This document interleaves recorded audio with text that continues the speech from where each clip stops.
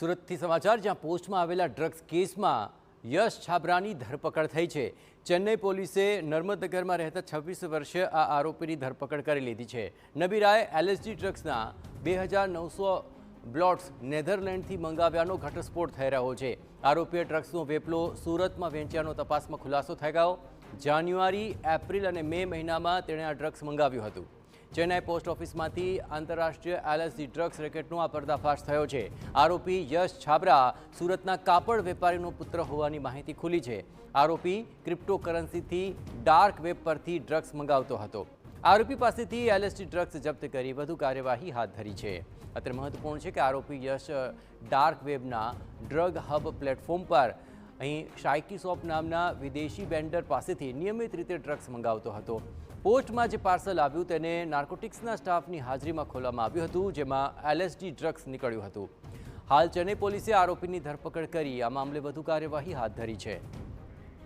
આ સમગ્ર મામલે વધુ વિગતે વાત કરવા જોડાઈ રહ્યા છે સુરતથી સંવાદદાતા બલદેવ સુથાર। બલદેવ, આ સમગ્ર મામલે કઈ રીતે આ બાતમીના આધારે આ યુવકની ધરપકડ કરવામાં આવી અને કેટલા સમયથી તે આ વેપલો ચલાવતો હતો? જે રીતે સુરતના અઠવા વિસ્તારની અંદર જે પોસ્ટ ઓફિસ આવેલી છે તેની અંદર જે રીતે ચેન્નઈ પોલીસને માહિતી મળી હતી કે આ પોસ્ટની અંદર એક પાર્સલની અંદર જે ડ્રગ છે તે પેડલર દ્વારા મંગાવવામાં આવ્યું છે। તેના આધારે જે ચેન્નઈ પોલીસ હતી તે સુરત ખાતે પહોંચી હતી અને સુરતના નાનપુરા વિસ્તારમાં આવેલી જે પોસ્ટ ઓફિસ છે તેની અંદર આ જે વ્યક્તિને બોલાવી અને જે કહી શકાય છે જે આખું પાર્સલ જે ખોલવામાં આવતાની સાથે જ તેની અંદરથી જે ડ્રગ્સ હતું તે મળી આવ્યું હતું અને જેના કારણે જે રીતે પોલીસે તેની ધરપકડ કરી હતી। આ જે ડ્રગ્સની અંદર કહી શકાય 56 ગ્રામ જેટલું એલએસડી ડ્રગ્સ જપ્ત કર્યું હતું અને આ જે ડ્રગ્સની સામે જે ક્રિપ્ટોકરન્સીની અંદર આ જે રૂપિયા છે તે અલગ અલગ વિદેશોની અંદર ચૂકવણી કરવામાં આવતા હોવાની જે વાત સામે આવી છે કે પોલીસથી બચવા માટે આ લોકો છે તે પોસ્ટ ઓફિસ મારફતેથી જે અલગ અલગ ડ્રગ્સ છે તે મંગાવવામાં આવતું હતું। એટલે કે આ નબીરા જે જીપ ઉપર મૂકીને લેવાલું એલએસડી જે ડ્રગ્સ છે 200 જે કે બોટલ જે કહે મંગાવવામાં આવી હતી અને ઘટસ્ફોટ થયો છે। મોટા પ્રમાણમાં અલગ અલગ દિવસોની અંદર આ જે ડ્રગ્સની જે બોટલો છે તે મંગાવી છે।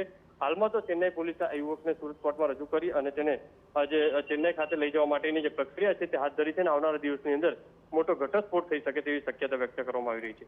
બિલકુલ બલદેવ, તમામ ગતિવિધિઓ પર આપ નજર રાખતા રહેજો। હવે આ સમગ્ર મામલે કોણ કોણ અન્ય સંડોવાયેલું છે તેને લઈને પણ મહત્વપૂર્ણ ખુલાસા આગામી દિવસોમાં થઈ શકે છે।